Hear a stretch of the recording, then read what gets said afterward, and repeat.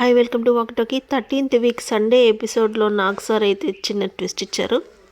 Family tree game అయితే ఇవ్వడం జరిగింది. దీంట్లో అందరి టీం మెంబర్స్ని ఏమడిగారు అంటే ఎవరి వలన ఈ బిగ్ బాస్ ఫ్యామిలీలో ప్రాబ్లమ్స్ ఫేస్ చేస్తున్నారు, వాళ్ళ ఫోటోని తీసి పారేయండి అని చెప్పడం జరిగింది. దీనికి బర్నీ గారు, డెమోన్ గారు, దాని తర్వాత ఈవెన్ ఇమాన్యుయల్ అండ్ తనుజ గారు అలాంగ్ విత్ సుమన్ శెట్టి గారు అందరూ కూడా సంజన గారి పేరు తీసుకుని తన ఫోటో అయితే కింద పారేయడం జరిగింది.